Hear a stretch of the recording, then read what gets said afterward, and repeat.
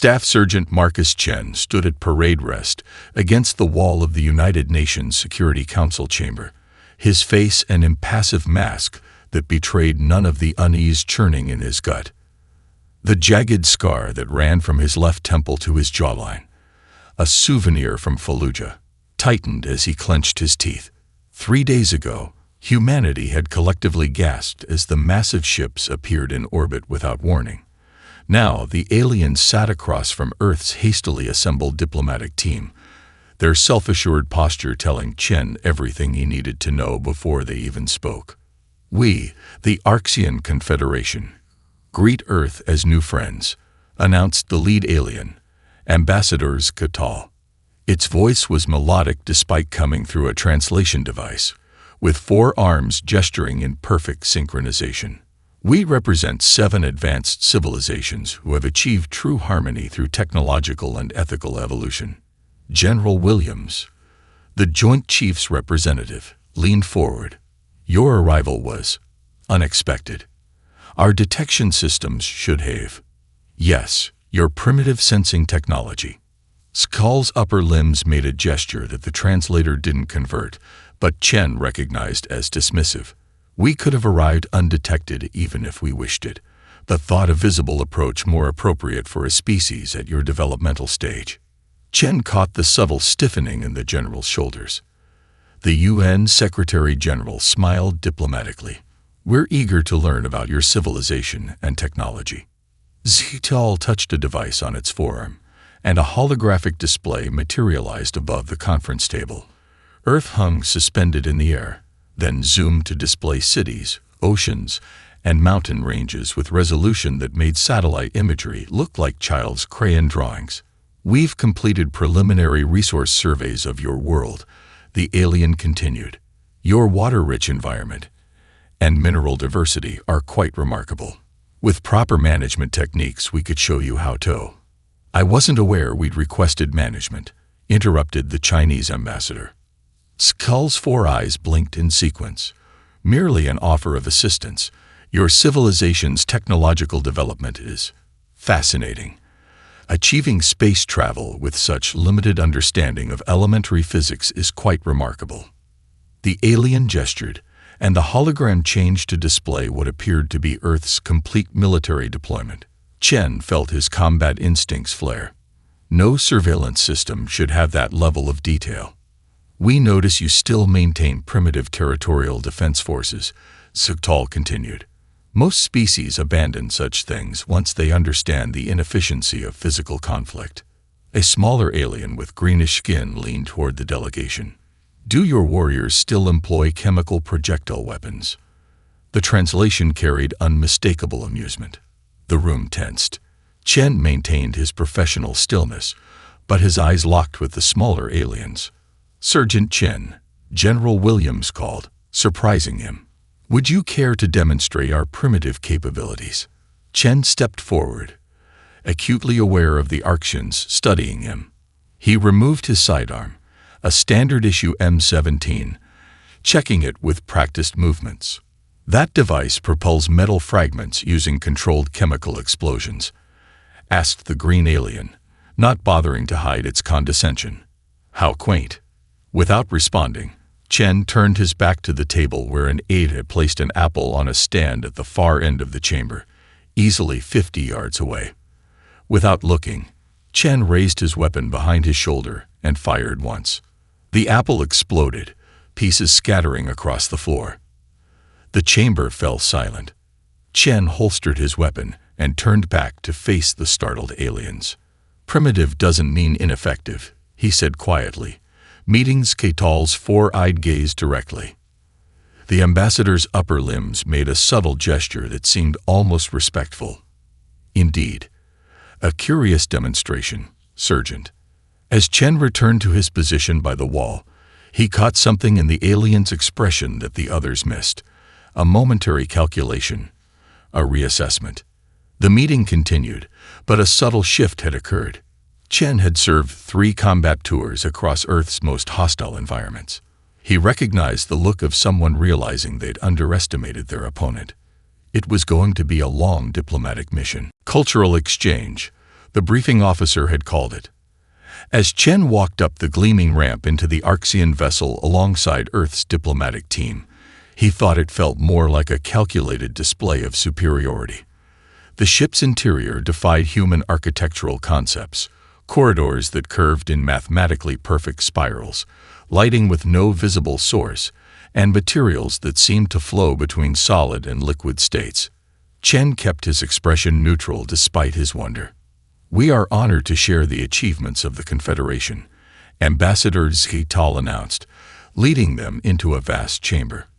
"This is our Museum of Enlightened Warfare, showcasing how civilized species resolve inevitable resource conflicts." Holographic displays activated as they entered, showing battles fought across alien worlds. Chen studied them with professional interest. The engagements resembled ancient Earth wars, organized formations meeting in open fields, exchanging fire in orderly sequences.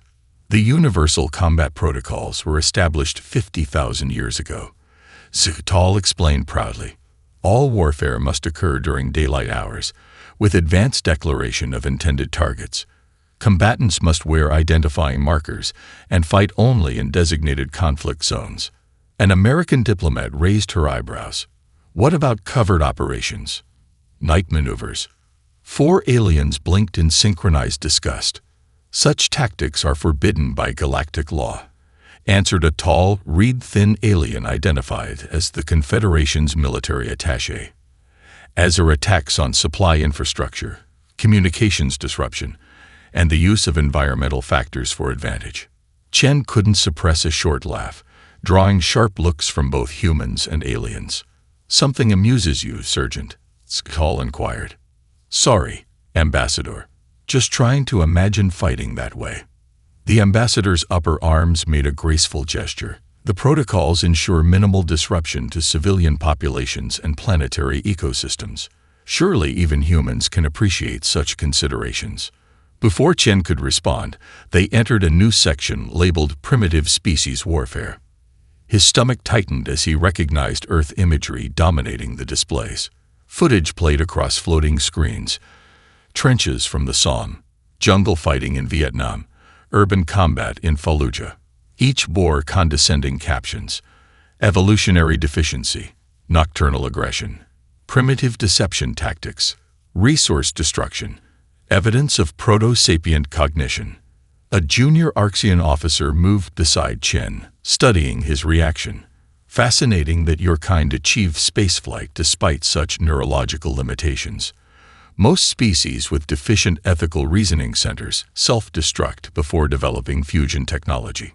Chen felt heat rising in his neck, but maintained his composure.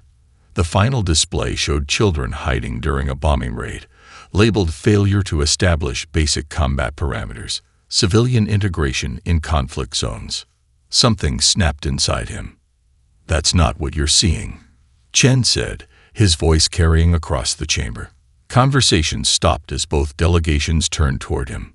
"Sergeant, perhaps this isn't," began General Williams. "With respect, sir, they should understand what they're looking at." Chen stepped toward the display. "This isn't evidence of ethical deficiency. It's the opposite." The ambassador's 4 eyes focused intently on him. "Please elaborate, Sergeant." Chen pointed to the children in the image. "You think advanced ethics means fighting wars like organized sports. We tried that thousands of years ago. It doesn't work against an enemy who wants to win more than they want to look civilized." He moved to another display showing Greek hoplites.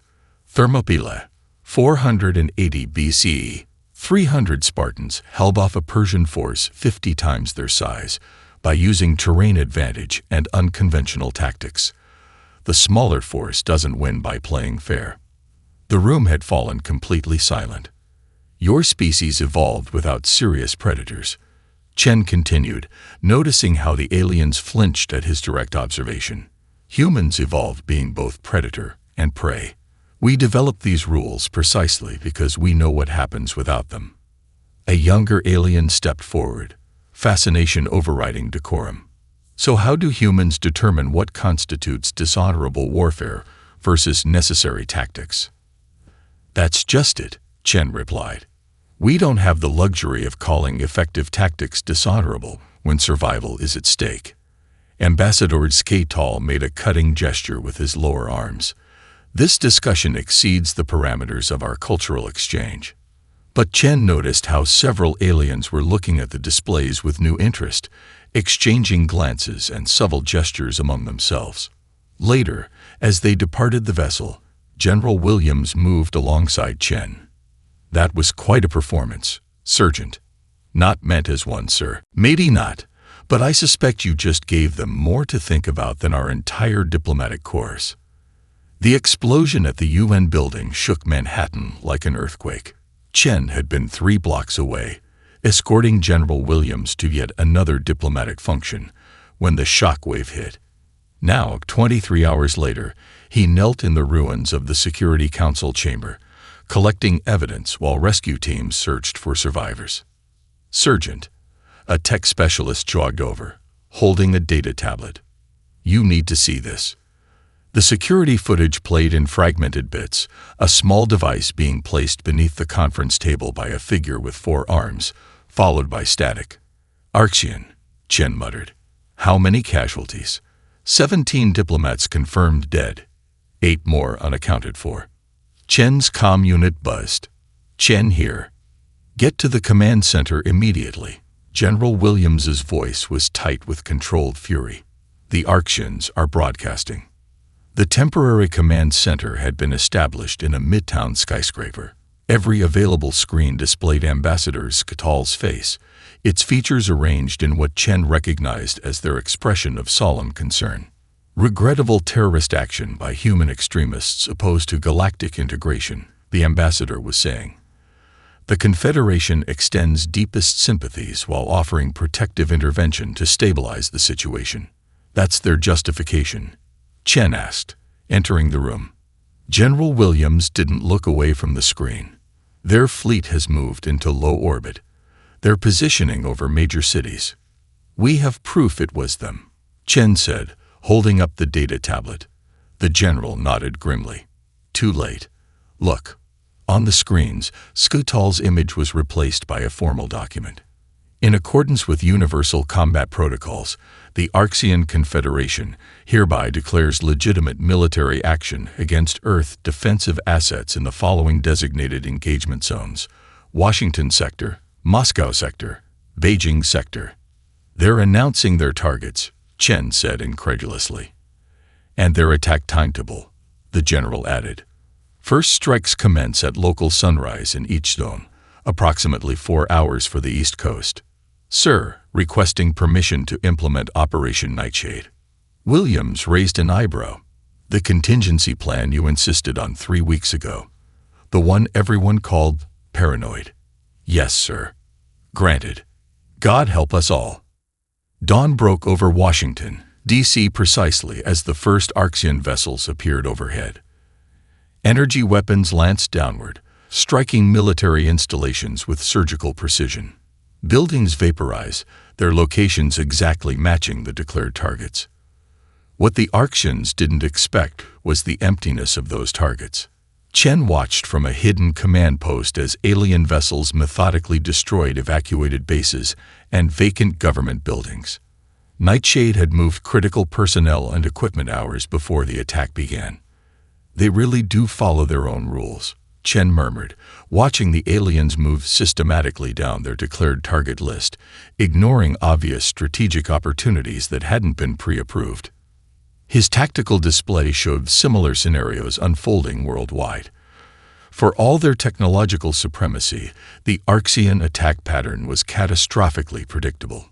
"Sundown in 20 minutes, his XO reported. "All units in position."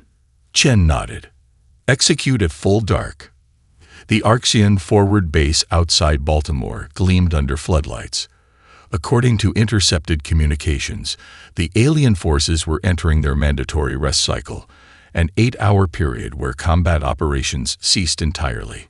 Chen led his Marine recon team through the perimeter during shift change. The aliens had posted minimal security, confident in humanity's inability to mount an effective counterattack after the day's devastation. "Remember," Chen whispered to his team, Non-lethal if possible. We need intelligence more than body count. They moved through the compound like ghosts, placing charges on communication arrays and weapons systems. Chen personally led the team that infiltrated the command center, where they found the alien officers engaged in some form of meditation ritual. The Arxian commander's 4 eyes snapped open as Chen's boots squeaked on the polished floor. Its face registered an emotion Chen couldn't quite interpret, shock mixed with something like moral outrage. "This is rest cycle," the alien sputtered in accented English. "Combat activities are prohibited." Chen aimed his weapon steadily. "We're not here to fight fair," he said quietly. "We're here to win."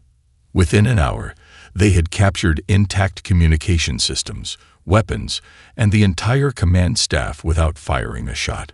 When reports filtered in from around the globe, Chen learned that similar operations had succeeded worldwide. "Sir," a communications specialist called out, "incoming broadcast from CENTCOM. They want us to relay to all units." Chen nodded, and a moment later, General Williams's voice filled the captured Arxian command center. "All forces, be advised. Operation Nightshade successful across all theaters. The enemy has technology, but we have surprise. They have protocols. We have adaptability. Remember your training. Good hunting."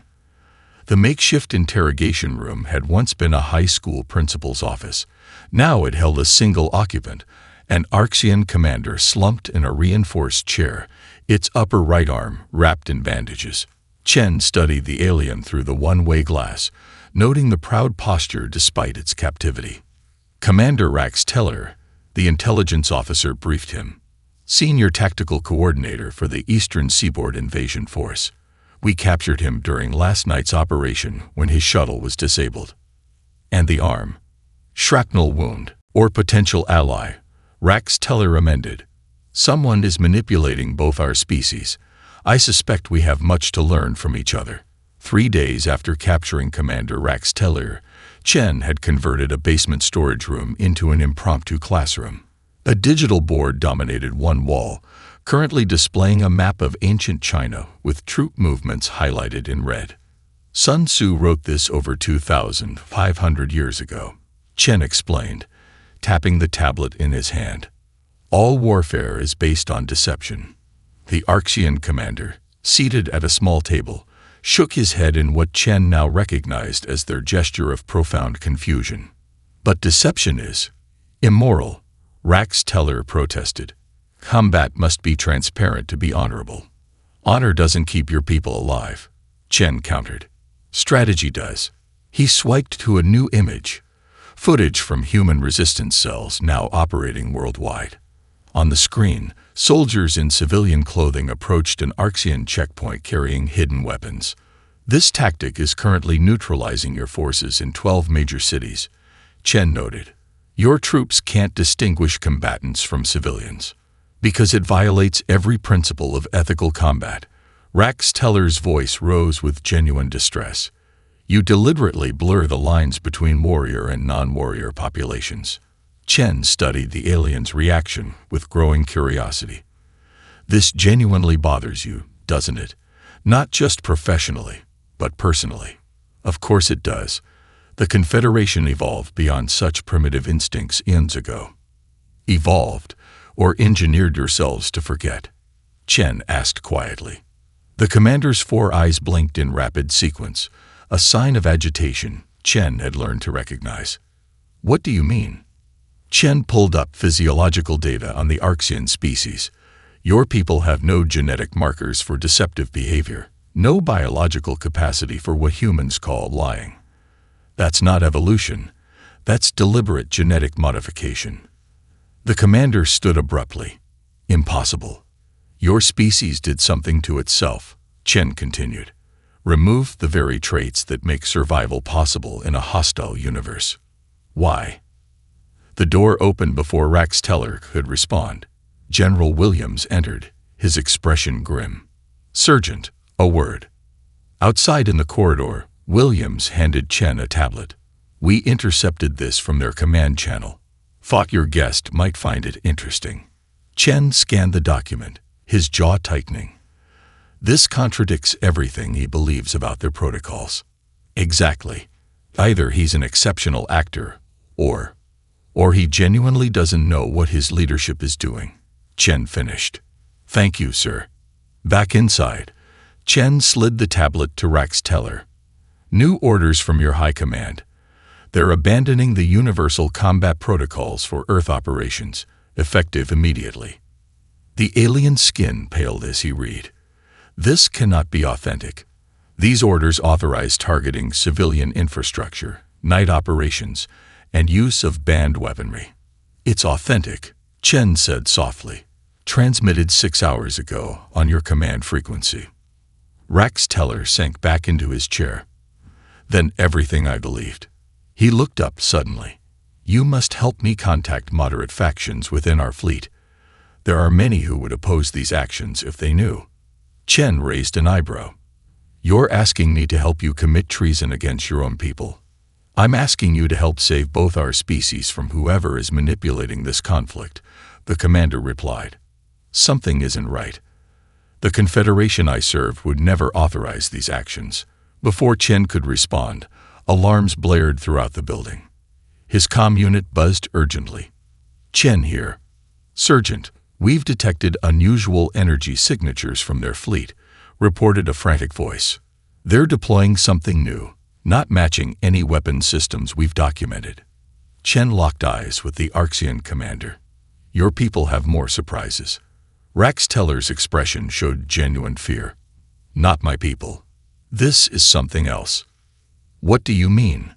The High Command travels with advisors from another species, the Krithak. We're told they're diplomatic observers, but they maintain separate quarters and communication systems. The commander's voice dropped. They do not follow our protocols. You think they're behind this? I think, Rax Teller said slowly, that neither of our species fully understands what's happening. But perhaps together we can find out. Chen made a decision. General Williams needs to hear this. If you're telling the truth, we may have a common enemy. The alien commander rose. Then let us waste no time. Your species' gift for adaptation may be exactly what's needed now. This is insane, Lieutenant Ramirez whispered as she adjusted her tactical gear. We're trusting an alien who was trying to kill us a week ago. Chen checked his weapon, avoiding his second-in-command's skeptical gaze. Commander Rax Teller provided access codes and ship schematics that checked out. Intelligence confirmed everything he's told us. So far, Ramirez countered.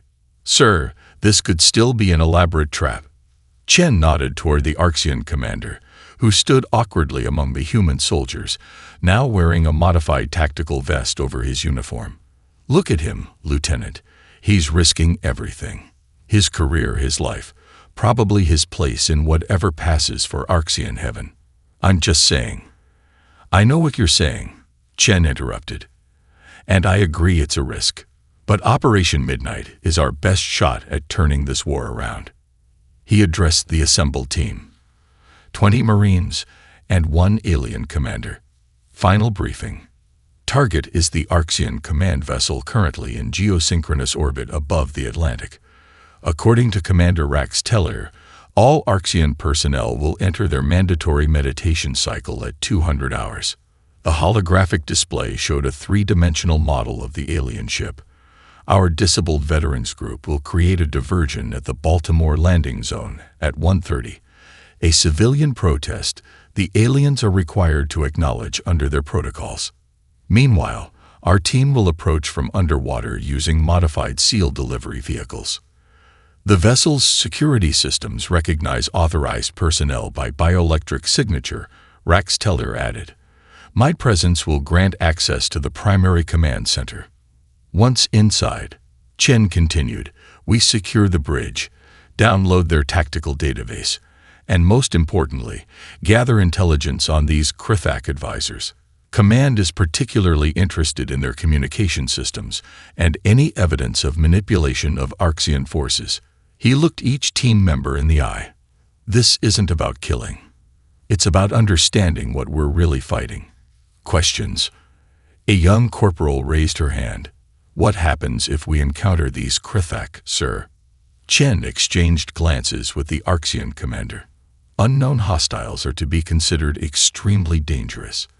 Non-lethal takedown if possible, but your lives come first. Synchronize tactical displays, Chen ordered. Operation Midnight commences in 30 minutes. The ascent through the ship's environmental systems was textbook perfect. Chen led the first team through maintenance shafts, while Rax Teller's bioelectric signature disabled security systems.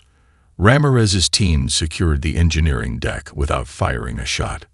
Bridge level, Chen whispered into his comm as they approached the command center. Status: engineering secure, Ramirez reported. Arxians in deep meditation as predicted. No resistance. Medical and quarters secured, came another report. No sign of any Krithak. Something didn't feel right. Chen signaled his team to hold position. Commander, where would these advisors likely be stationed? Rax Teller consulted the ship schematic on his display. Deck 7. Special quarters were constructed for them after they joined the expeditionary force. Team 3, redirect to Deck 7, Chen ordered. They breached the bridge with practiced efficiency, finding the Arxian officers in their trance-like meditation state, completely unaware of the infiltration. Chen assigned security details while tech specialists began downloading the tactical database.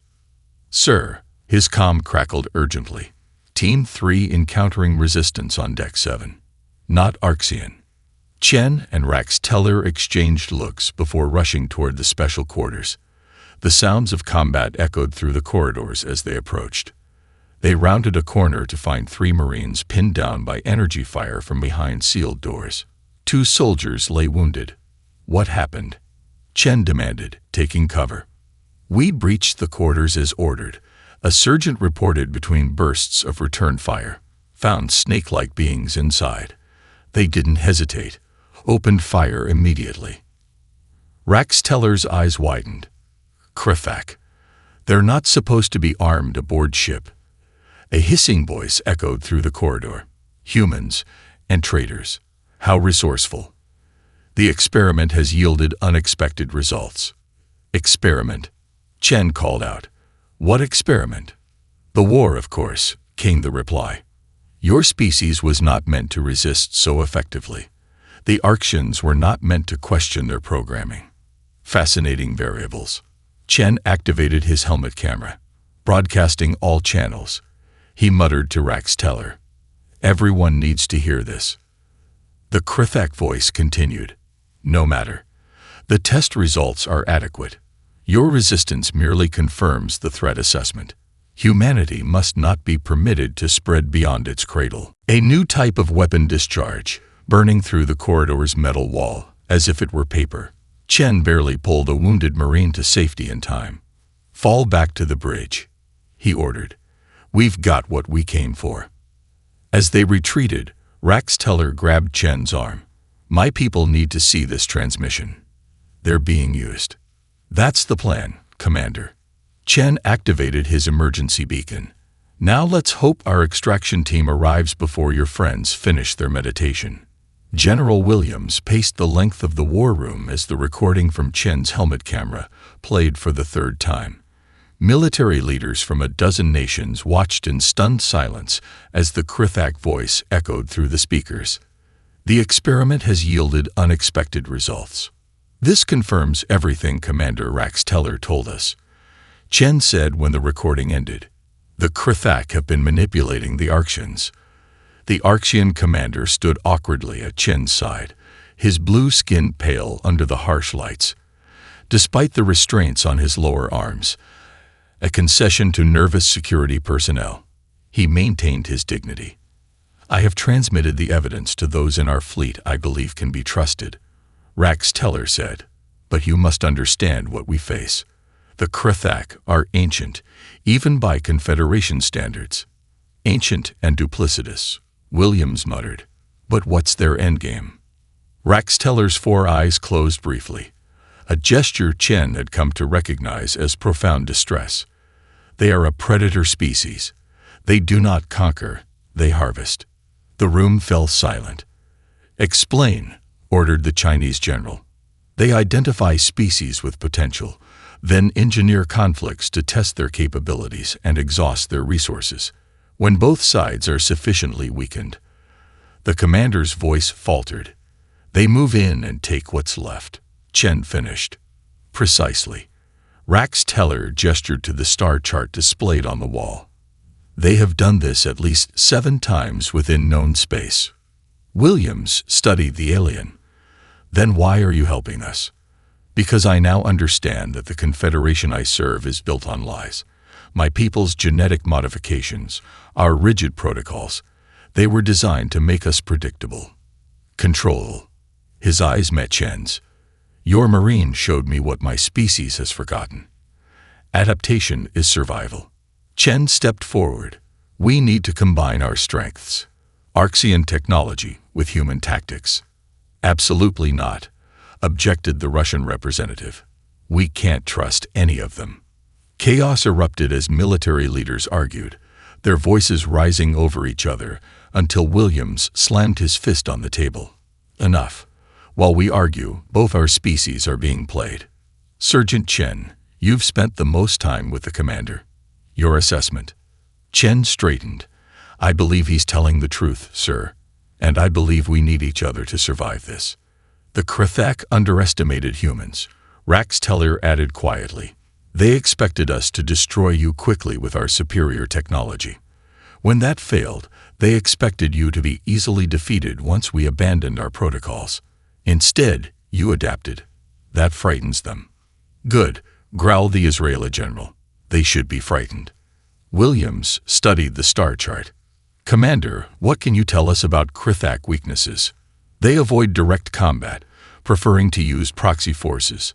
Their physiology suggests vulnerability to rapid temperature changes. Most importantly, they rely on predictability. They have never faced a species that combines technological capability with," he glanced at Chen, "human unpredictability." Chen's tablet chimed with an urgent alert. "Sir, we're receiving transmissions from multiple Arxian vessels. They're requesting direct communication." Williams raised an eyebrow. "Your friends?" "It appears my message reached sympathetic ears," Rax Teller confirmed. "Many commanders are questioning their orders, especially after seeing the Krithak transmission." "This could be our opportunity," Chen suggested. "A joint operation targeting Krithak positions. You want us to fight alongside the very aliens who were bombing our cities last week," demanded the French representative. "The enemy of my enemy," Chen replied simply.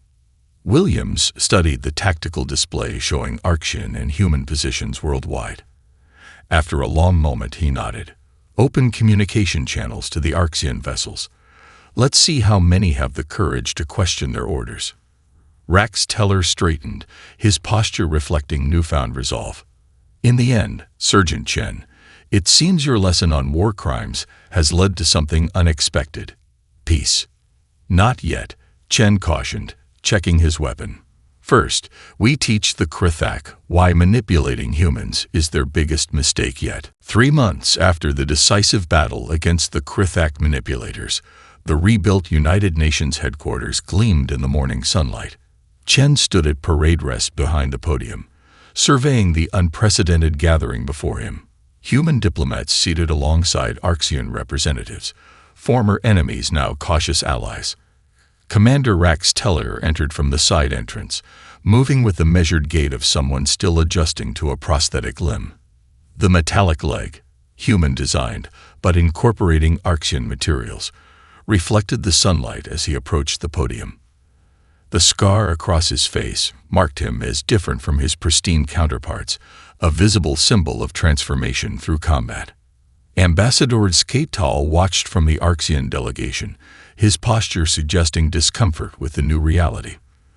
The once arrogant diplomat had survived the purge of Krithak influence, but remained wary of the emerging human-Arxian cooperation. Distinguished representatives of Earth and the Arxian Confederation.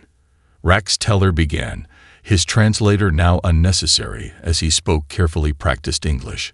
3 months ago, our species stood at the brink of mutual destruction, manipulated by an ancient predator that saw us both as nothing more than resources to be harvested. He gestured toward Chen. It was a human warrior who first recognized what my people had forgotten. That true strength lies not in rigid adherence to protocols, but in the capacity to adapt. Chen stepped forward, taking his place beside the commander. The Krithak nearly succeeded because they exploited our differences. They expected humans to be overwhelmed by superior technology. They expected Arctians to be predictable in their tactics. What they didn't expect was that we could learn from each other.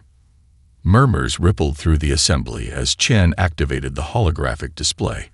A document materialized above the podium, rotating slowly for all to see. We've called this the Geneva Suggestion. Chen continued with the hint of a smile. Some gallows humor from our diplomatic course. It's a framework for interspecies relations that acknowledges our fundamental differences while establishing boundaries we can both respect. Rax Teller indicated key sections of the document. Unlike our former universal combat protocols, this framework doesn't demand identical ethical systems. It recognizes that humans and Arctians evolved under different conditions that shaped our approaches to conflict. Humans don't follow rules because we're inherently peaceful, Chen explained. We follow them because we intimately understand the consequences of not having them. Our ethics aren't about denying our capacity for violence. They're about channeling it responsibly. Williams rose from the human delegation. The joint operation against the Krithak proved what we can accomplish together. Arctian precision combined with human adaptability. Their technology with our tactical flexibility. And most importantly, Rax Teller added, mutual respect born from understanding rather than assumption. Ambassador Skatal approached the podium, his movements betraying lingering reluctance. The Confederation acknowledges that we misjudged humanity. What we interpreted as primitive aggression was in fact evolutionary wisdom earned through hardship. He turned to face the Arctian delegation. By formal declaration, Earth is hereby recognized as a teacher species within the Confederation, the highest honor we can bestow. Surprised murmurs filled the chamber. Chen knew what this designation meant from his conversations with Rax Teller.